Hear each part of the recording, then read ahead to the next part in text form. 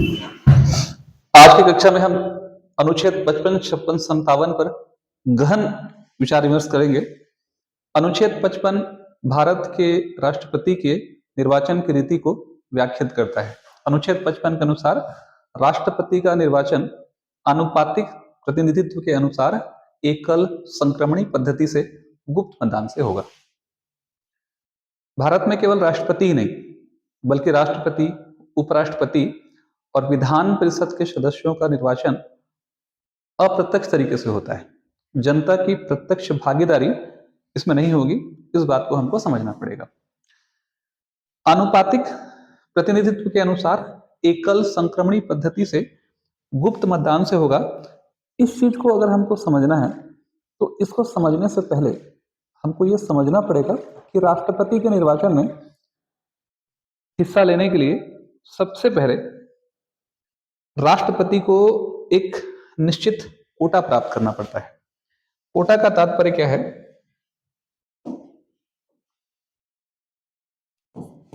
कोटा बराबर वैध मत डिवाइडेड बाई कुल पदों की संख्या प्लस एक। यहां इस बात को ध्यान रखना है अपने को। उदाहरण ले लेते हैं कि राष्ट्रपति के निर्वाचन में 100% वैध मत पड़ा, कोई वोट खारिज नहीं हुआ। कुल पदों की संख्या कितनी है?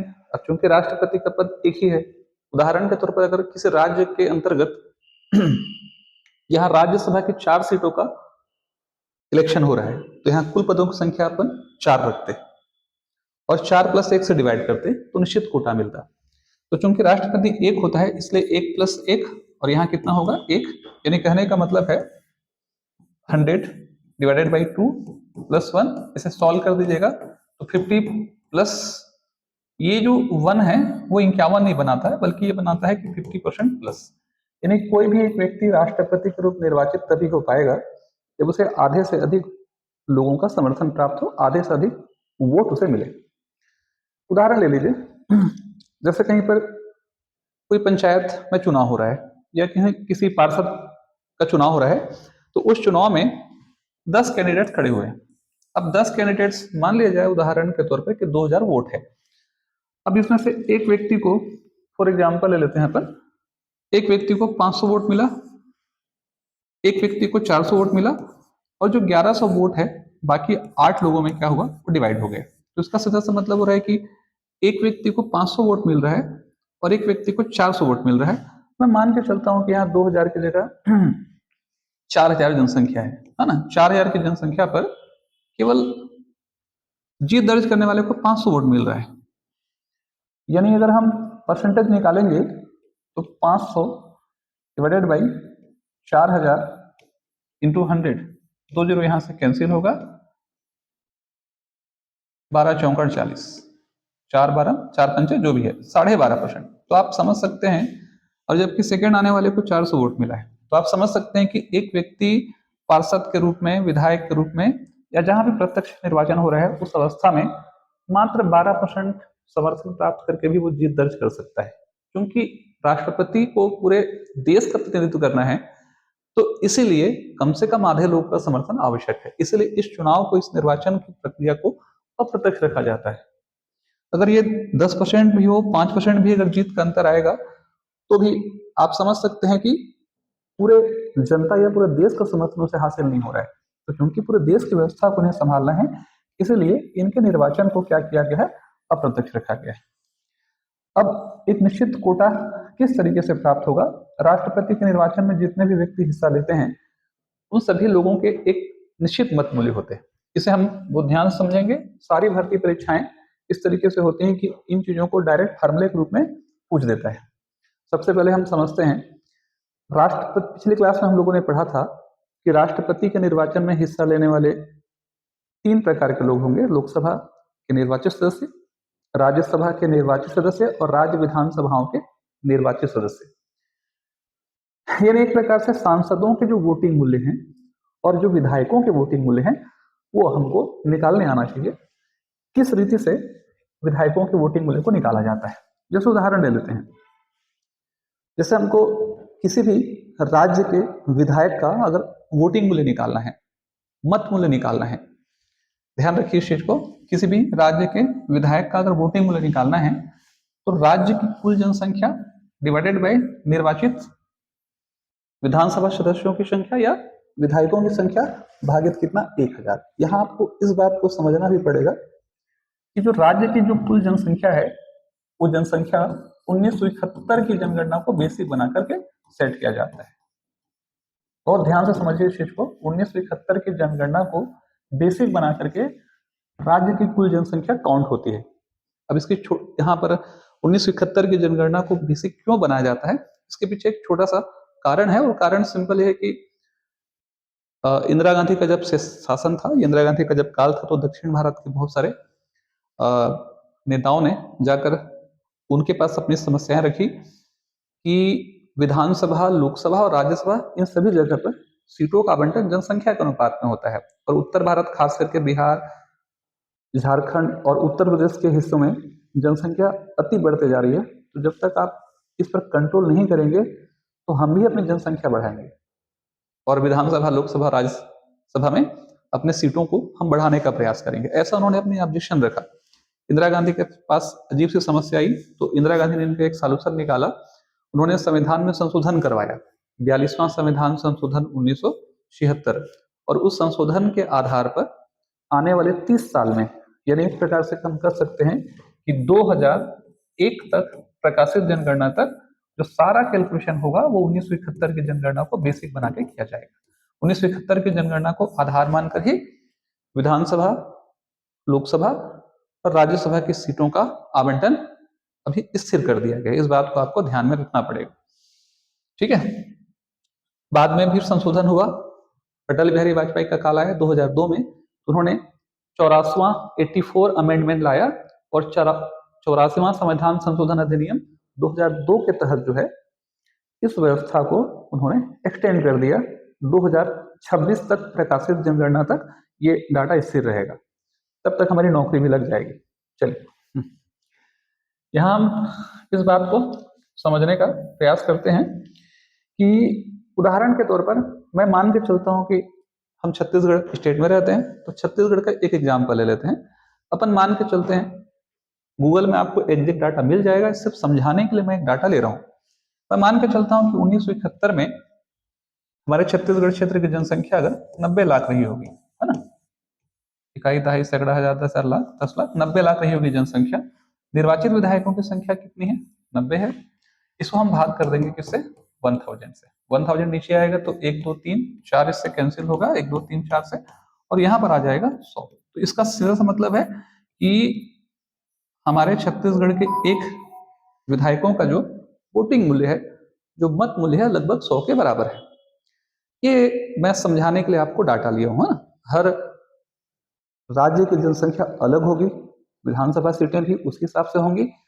जिस राज्य की जनसंख्या जितनी ज्यादा होगी उसका मत मूल्य उतना ही अधिक आएगा, उसका वोटिंग मूल्य उतना ही अधिक आएगा। सबसे अधिक वोटिंग मूल्य जाहिर सी बात है 208 के आसपास है, ये है उत्तर प्रदेश का, और सबसे कम सिक्किम, गोवा, इन सब छोटे छोटे राज्यों का है जहां जनसंख्या कम है। एक विधायक का वोटिंग मूल्य समझने के लिए लगभग ध्यान रखिएगा 100। अब हम लोगों ने कल पढ़ा था इस चीज को, 776 सांसद हैं और टोटल विधायकों की संख्या 4120। 4120 विधायक हैं पूरे देश भर में और 776 सांसद हैं। आप इनको जोड़ देंगे इसको यहाँ पे, तो 6 7 2 9 7 और 1 8, 4896 लोग राष्ट्रपति के निर्वाचन में हिस्सा लेंगे। और ये जो 4896 लोग होंगे, इन्हीं के मत मूल्यों के आधार पर ही राष्ट्रपति का निर्वाचन होगा। इस चीज को हम आगे बढ़ते हैं। अगर हम इसी चीज को यहां समझ लेते हैं, सांसदों का मत मूल्य क्या होगा। हर एक जो सांसद होगा, यानी लोकसभा चाहे राज्यसभा सांसद रहे, तो लोकसभा और राज्यसभा सांसद के लिए जितने भी राज्यों में विधानसभाएं हैं, सभी विधानसभा सदस्यों के टोटल मत मूल्यों का जोड़। उदाहरण ले लेते हैं कि छत्तीसगढ़ में अगर 90 विधायक हैं तो 90 विधायक हैं और एक विधायक वोटिंग मूल्य अगर 100 है, तो ऐसी प्रक्रिया में क्या हो जाएगा, हमारे छत्तीसगढ़ के समस्त विधायकों का मत मूल्य 9000 होगा। तो सारे विधानसभा सदस्यों के मत मूल्यों को जोड़ेंगे और निर्वाचित संसद सदस्यों की संख्या से डिवाइड करेंगे, यानी सांसदों की संख्या से भाग करेंगे, तो जो उत्तर आएगा वो उत्तर जो है, ध्यान रखिएगा, 708 के बराबर होता है। ये एग्जैक्ट है ना, ये ऑथेंटिक है ना, ये फिक्स है, ये गूगल से आपको सर्च करने की जरूरत नहीं पड़ेगी। लगभग सारे राज्यों के जितने भी, ध्यान रखिएगा, जितने भी विधानसभा और जितने भी विधानसभा सीटें होंगी, उन सभी विधानसभा सदस्यों के मत मूल्यों का जोड़ 10,98,903। हाँ, ये डाटा को दिमाग में रख लीजिएगा, 10,98,903 के बराबर होता है। यानी इसका सीधा सा मतलब है, लगभग लगभग आप ये मान के चलिए इस चीज को कि 10,98,903 जो है, अगर वोट मूल्य हो रहा है, किसका वोट मिलो विधायकों और सांसदों सबका मिला करके टोटल कंप्लीट, यानी विधायकों का मत मूल्य हम निकालेंगे और सांसदों का मत मूल्य निकालेंगे, तो इनका जो जोड़ आएगा 10,98,903। अब इसका मतलब यह हुआ कि राष्ट्रपति के निर्वाचन में जीतने के लिए कैंडिडेट्स को इसका आधा वोट चाहिए, यानी 10 का आधा 5 लाख और 98,000 का आधा निकाल लीजिए। तो उतना वोट जब तक नहीं मिलेगा तब तक एक व्यक्ति क्या होगा, राष्ट्रपति के रूप में निर्वाचित नहीं हो पाएगा। ठीक है, तो समस्त राज्यों के विधानसभा सदस्यों के मत मूल्यों का जोड़ डिवाइडेड बाई निर्वाचित संसद सदस्यों की संख्या, है ना। वहां भागित 1000 इसमें नहीं होगा, भागित 1000 उसमें होगा।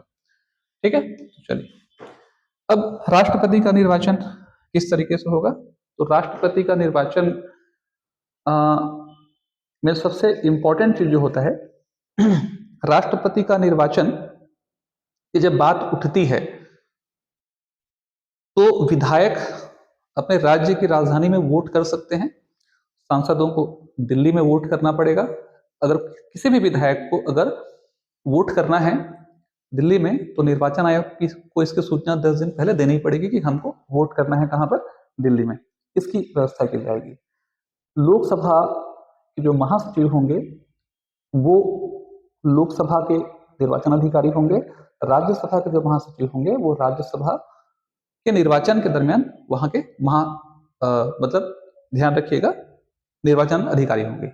यानी लोकसभा महासचिव और राज्यसभा महासचिव ही मुख्य निर्वाचन अधिकारी भूमिका निभाते हैं उस दरमियान। जब निर्वाचन की बात आती है, क्योंकि ये अप्रत्यक्ष निर्वाचन है, तो अप्रत्यक्ष निर्वाचन का मतलब होता है जनता की भागीदारी नहीं है, इसीलिए आज भी ईवीएम मशीन का प्रयोग इसमें नहीं होता है।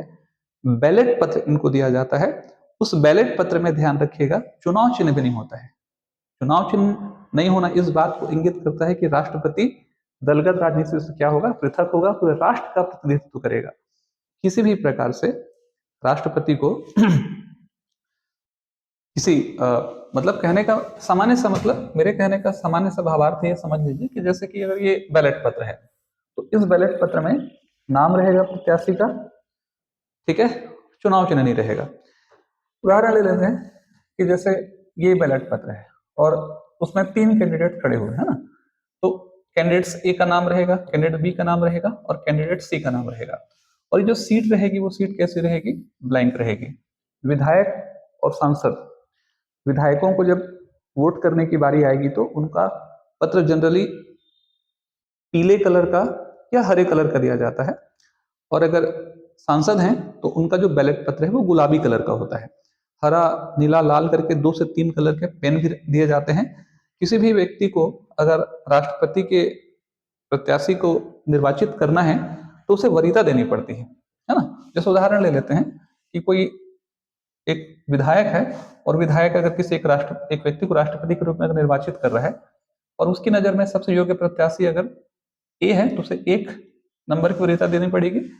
उसके बाद सेकंड नंबर का जो योग्य प्रत्याशी है अगर वो सी है तो उसे 2 नंबर की योग्यता वरीयता देनी पड़ेगी, और ये कैसा है, थर्ड है तो 3 नंबर की वरीयता देनी पड़ेगी। इस मेथड का प्रयोग करके ध्यान रखिएगा इस चीज को, निर्वाचन की प्रक्रिया आरंभ की जाती है। मैं एक टेबल के माध्यम से सरल भाषा में समझाने का प्रयास करता हूं कि निर्वाचन की प्रक्रिया किस तरीके से ऑर्गेनाइज होती है ना। जैसे उदाहरण ले लेते हैं कि 3 कैंडिडेट्स राष्ट्रपति के निर्वाचन में खड़े हुए हैं, कैंडिडेट्स ए, कैंडिडेट्स बी और कैंडिडेट सी। अब ये जो 3 प्रकार के कैंडिडेट्स खड़े हैं ना, तो बहुत ध्यान से समझिए। ये जो 3 कैंडिडेट्स हैं, ये मैं समझाने के लिए बैलेट पत्र में कुछ एग्जाम्पल्स ले रहा हूँ, ठीक है। जैसे उदाहरण ले लीजिए ना कि 5 लोगों के मैंने, ये यूपी का विधायक है, ये एमपी का विधायक है, ये लोकसभा सांसद है, ये राज्यसभा सांसद है, ये हरियाणा का विधायक है। यूपी का सांसद कैंडिडेट ए को अगर सेलेक्ट करना चाहता है तो उसे 1 देगा इसकी नजर में। सेकंड जो प्रत्याशी सी है तो इसे 2 देगा, इसे थर्ड देगा। आप इसे किसी एक को ब्लैंक नहीं छोड़ सकते। इसको, इसने 1 दिया, इसको 2 दिया, इसे 3 दिया। इसने इनको 1 दिया, इसको 3 दिया, इसे 2 दिया।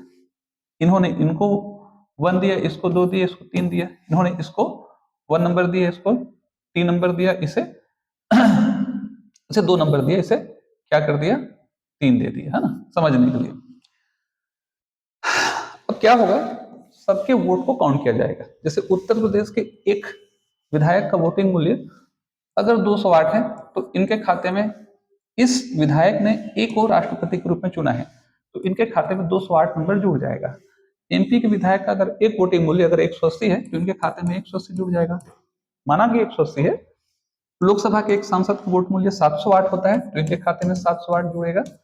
राज्यसभा के विधायक का वोटिंग मूल्य के हिसाब से इनके खाते में 708 जुड़ेगा। और हरियाणा के विधायक का वोटिंग मूल्य अगर 170, 140, 50 है, तो 150 इनके खाते में जुड़ेगा। फिर सभी को काउंट किया जाएगा, 208, 150, 708, आगे कोई भी रहे, 180, 708, इस तरीके से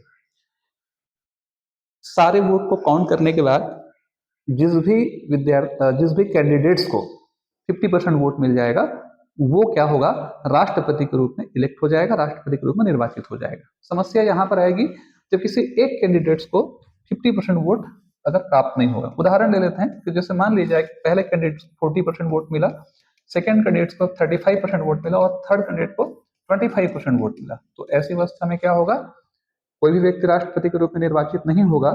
तो इस कंडीशन पे यहाँ पर द्वितीय चरण की मतगणना करनी पड़ेगी। दूसरे चरण की मतगणना का तात्पर्य क्या है? दूसरे चरण की मतगणना का सिंपल सा तात्पर्य यह है कि अगर किसी भी व्यक्ति को 50% वोट नहीं मिलता है, तो जितने भी लोग उस निर्वाचन में खड़े हुए हैं, सबसे लास्ट पायदान पे आने वाला जो भी कैंडिडेट्स होगा, उसका वोट मूल्य किसी एक को ट्रांसफर हो जाएगा। उस व्यक्ति को ट्रांसफर हो जाएगा जिस व्यक्ति को उन्होंने सेकंड नंबर का प्रेफरेंस दिया है। उदाहरण के तौर पर यहाँ देखिए, जैसे कि सबसे कम वोट प्राप्त हुआ है सी को, और सी को किन लोगों ने चुना है, एमपी के विधायक ने चुना है और राज्यसभा सांसद ने इनको वोट दिया है। तो ये समझ लीजिए, इसको मैं समझने के लिए 2 ले लेता हूँ, इसको मैं समझने के लिए 3 ले लेता हूँ। ये समझ लीजिए कि सी को इन दोनों ने चुना है, तो इन्होंने सेकेंड नंबर किसको प्रेफरेंस दिया है, तो एमपी के विधायक की नजर में सेकेंड कैंडिडेट्स, योग्य कैंडिडेट्स भी है।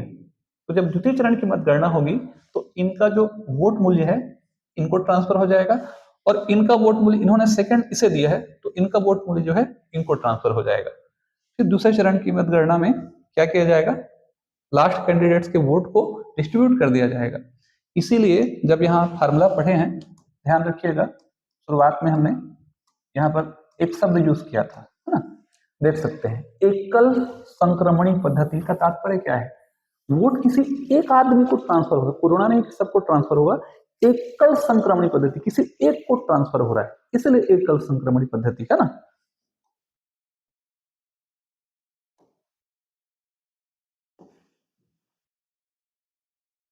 अब एक ऐसी परिस्थिति उत्पन्न हो रही है, एक ऐसा सिचुएशन हो रहा है कि हो सकता है कि दूसरे चरण की मतगणना में भी किसी व्यक्ति को 50% वोट नहीं मिल पाया। ऐसा तब हो सकता है, ध्यान रखिएगा, ऐसा तब हो सकता है जब कैंडिडेट की संख्या क्या है, ज्यादा हो। मान लेते हैं कि उदाहरण के 10 कैंडिडेट्स खड़े हुए, तो ऐसी स्थिति में वोट का डिवाइडेशन हो सकता है कि हो रहा हो।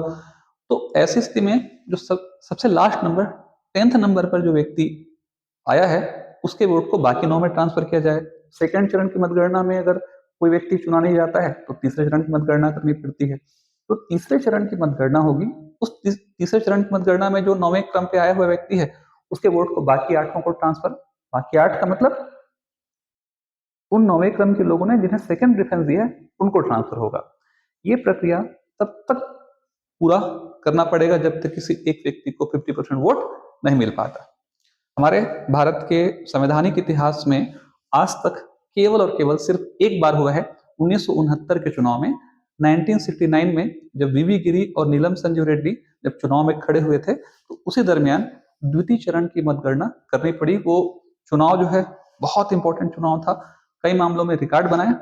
अगला जो क्लास होगा उसमें इसकी जरूर चर्चा करेंगे। तो ध्यान रखिएगा इस चीज को कि आनुपातिक प्रतिनिधित्व के अनुसार एकल संक्रमणी पद्धति से गुप्त मतदान से वोट होगा। एकल संक्रमणी पद्धति शब्द का अर्थ समझ में आ गया।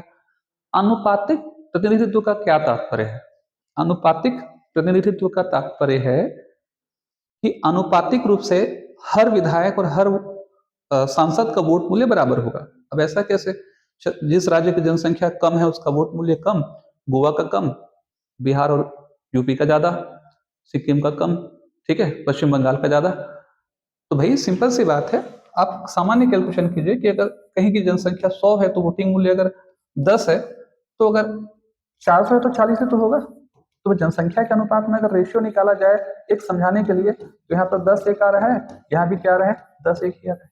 तो 400 है तब तो 40 है, और 10 है तो 1 है। तो आनुपातिक रूप से हर एक विधायक या सांसद का वोट मूल्य बराबर माना जाएगा। इसीलिए आनुपातिक प्रतिनिधित्व के अनुसार एकल संक्रमणी पद्धति से गुप्त मतदान। अब इस लास्ट शब्द का क्या मतलब है?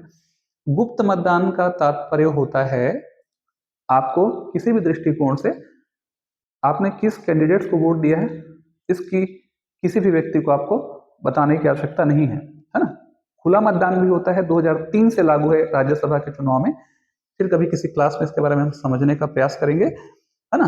तो गुप्त मतदान का सिंपल सा तात्पर्य है वोट जो है आपको ओपन नहीं करना है ना। पेपर के माध्यम से, सोशल मीडिया के माध्यम से आप लोगों ने प्रणब मुखर्जी वाले राष्ट्रपति चुनाव में एक बड़ा कंट्रोवर्सी हुआ था, उसके बारे में आप जान ही रहे होंगे। सपा के प्रमुख मुलायम सिंह यादव, अखिलेश यादव के पिता, जब प्रणब मुखर्जी जिस समय राष्ट्रपति बने थे कांग्रेस की तरफ से बैलेट पत्र जब उनको मिला था तो कांग्रेस को वो प्रेफरेंस देना चाहते थे 1 और गलती से भाजपा को चला गया प्रेफरेंस 1।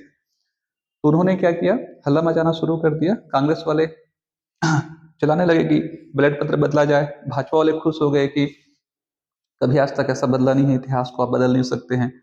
तो मामले को निर्वाचन आयोग को भेज दिया गया। निर्वाचन आयोग ने कहा कि मामला तो गुप्त है ही नहीं, इसलिए उनके वोट को क्या कर दिया गया, समाप्त कर दिया गया। ठीक है, तो ये राष्ट्रपति का निर्वाचन आनुपातिक प्रतिनिधित्व के अनुसार एकल संक्रमणी पद्धति से गुप्त मतदान से होगा। किस तरीके से होगा आप इसे डिटेल से एक बार वापस फिर से अगर समझना चाहें समझ सकते हैं।